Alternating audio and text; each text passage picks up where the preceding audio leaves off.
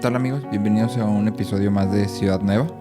La Biblia nos enseña que tú y yo, cuando venimos a Cristo, somos hechos ciudadanos de una ciudad eterna, valga la redundancia. Nuestra cultura, nuestros pensamientos, nuestro enfoque, nuestros anhelos deberían de estar dirigidos hacia esa ciudad nueva que estamos esperando ver. De hecho, nuestra esperanza es llegar a ella, porque en ella, tal como lo dice Apocalipsis, vamos a estar con Cristo, vamos a ser tal como Él es y no vamos a tener necesidad de nada. Esta ciudad nueva debería de ser lo que defina quiénes somos tú y yo. Gracias por escuchar el podcast. Te invito a que lo compartas, a que si te gusta le des like, obviamente. Recuerda suscribirte. Si tienes alguna duda o hay algún tema que te gustaría que platicáramos, puedes checar en el Linktree de todos los episodios y escribirme por cualquier red social. También te invito a que si nace de tu corazón, puedas apoyarnos con una ofrenda voluntaria en la página de Buy Me a Coffee, que está también linkeada en el Linktree, valga la redundancia. Gracias por escuchar.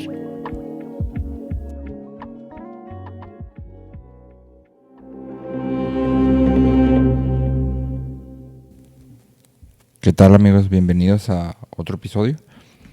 Estamos en Esdras 9 y ya casi acabamos. Y en el episodio anterior estuvimos platicando acerca de Esdras y si recuerdas, el pueblo viene, confiesa su pecado. Esdras se arranca cabello de la barba y de la cabeza y empieza a humillarse y reconoce el pecado del pueblo como suyo propio, entendiendo que son un pueblo, no había un concepto de individualidad como tal. Y dentro de la oración hay una frase que me gustó mucho y que quisiera que platicáramos un poquito de esto, y está en el versículo 13. Dice: más después de todo lo que nos ha sobrevenido a causa de nuestras malas obras y a causa de nuestro gran pecado, ya que tú, Dios nuestro, no nos has castigado de acuerdo con nuestras iniquidades.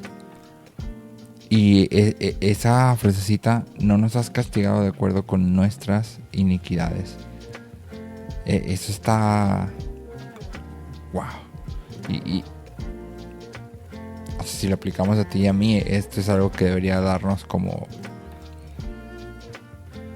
no sé, deberíamos de maravillarnos al ver que la misericordia de Dios es más grande que nuestro pecado, y nuestro pecado es bastante grande. Entonces eso está increíble. El pueblo está de vuelta en la tierra prometida. El fin que esperaban ahora está cumplido. Y en su oración Esdras reconoce que Dios no los ha castigado como lo merecían. Me gustaría que nos fuéramos a Jeremías. El pueblo, desde antes de entrar a la tierra prometida, en Deuteronomio, Moisés les advierte y les dice que si deciden ir en pos de otros dioses y abandonan a Jehová, a Dios, entonces Él los arrojaría a las naciones. ¿Sí? Y en Jeremías vemos esta advertencia repetida y el castigo cumplido. Jeremías profetiza antes del exilio y sigue profetizando cuando Nabucodonosor comienza con las deportaciones. Sí, y me gustaría que nos fuéramos a Jeremías 5. Voy a leer un poquito más de lo que suelo leer, pero creo que Jeremías es un libro bastante interesante. Bueno, todos los libros de la Biblia son interesantes cuando uno los estudia.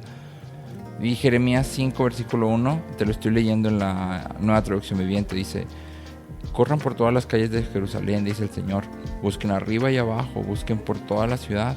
Si encuentran aunque sea una sola persona justa y honrada, no destruiré la ciudad. Pero aun cuando estén bajo juramento, diciendo: tan cierto como que el Señor vive, todos siguen mintiendo. Los pueblos de Israel y Judá están llenos de traición contra mí, dice el Señor. Vámonos al versículo 12. Mintieron acerca del Señor y dijeron: Él no nos molestará, ningún desastre vendrá sobre nosotros, no habrá guerra ni hambre. Todos los profetas de Dios son pura palabrería. En realidad no hablan de parte de Él.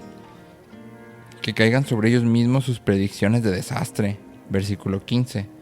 Oh Israel, traeré una nación lejana contra ti, dice el Señor. Es una nación poderosa, una nación antigua, un pueblo cuyo idioma desconoces, cuya forma de hablar no entiendes.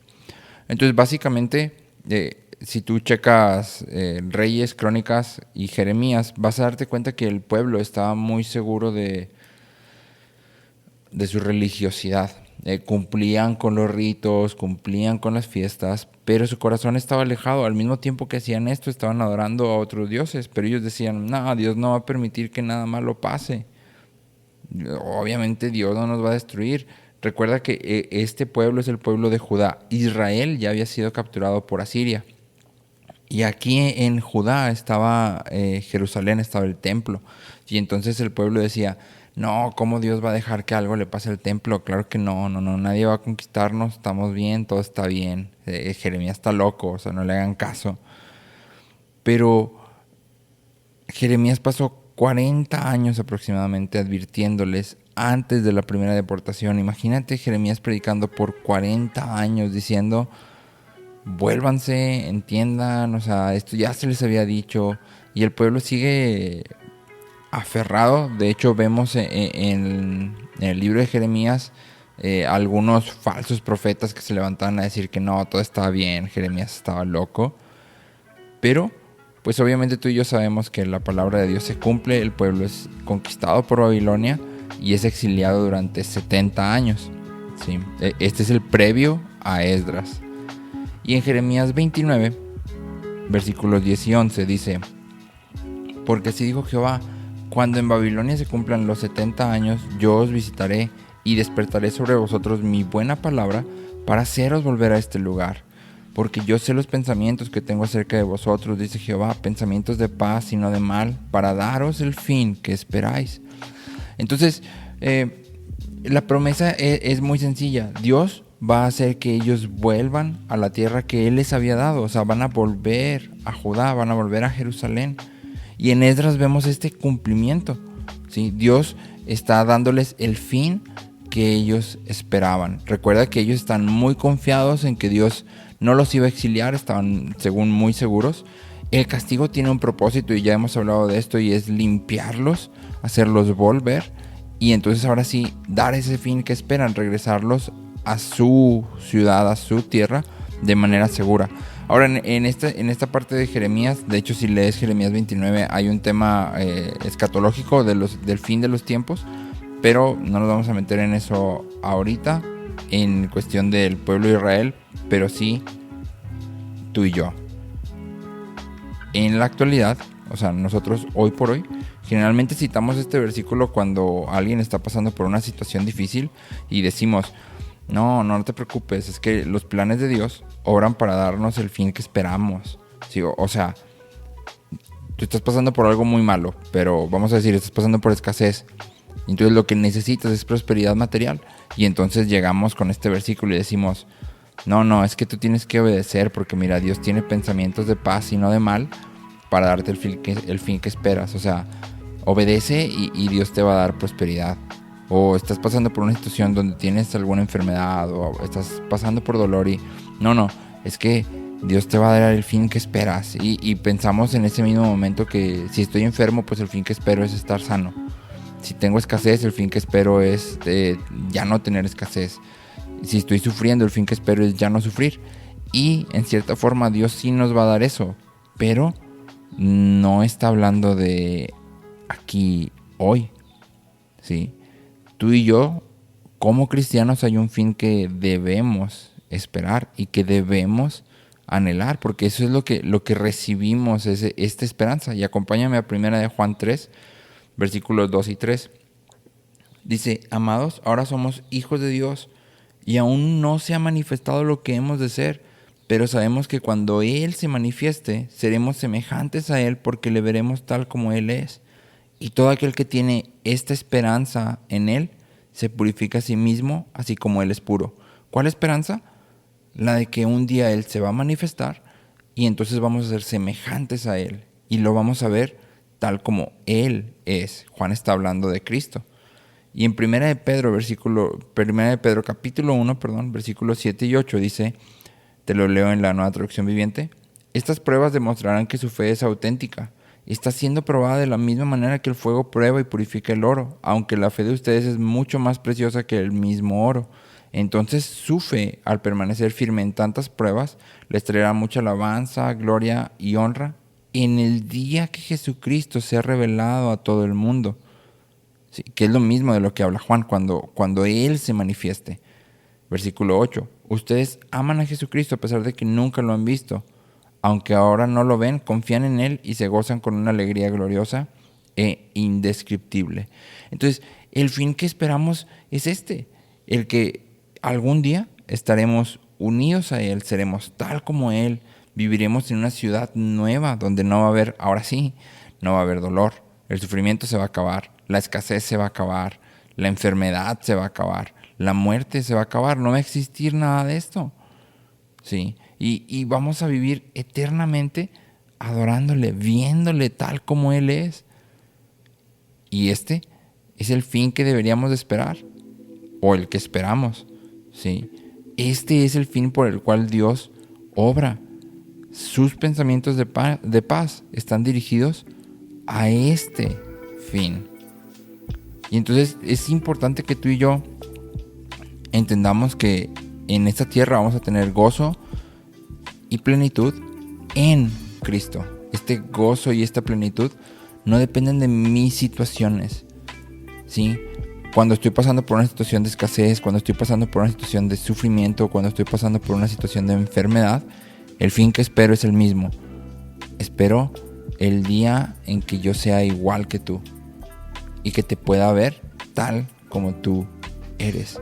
Y en medio de esta situación, no espero que me la quites. Claro que Dios nos invita a pedir, ¿sí? Expresa tu petición. Dios, esto no está padre, no me gusta sentir esto que estoy sintiendo, no me gusta experimentar este dolor, esta enfermedad, pero me someto a tu voluntad. Y en medio de esto voy a seguir en paz, en gozo, en plenitud, en contentamiento, porque todo esto está en ti y no depende de mi situación. Y entonces creo que es muy relevante que tú y yo vivamos conscientes de que es la misericordia de Dios la que nos ha traído hasta aquí. Hemos sido escogidos, llamados, justificados y santificados por esa misma misericordia. La misma que Esdras dijo: por tu misericordia no nos has pagado conforme a nuestras iniquidades. Esa misma misericordia de Dios es la que nos une a Él, nos hace parte de su cuerpo y nos da la esperanza de que algún día seremos tal como Él es y de que estaremos literalmente, no solo espiritualmente, sino literalmente unidos a Él. Ese es nuestro fin.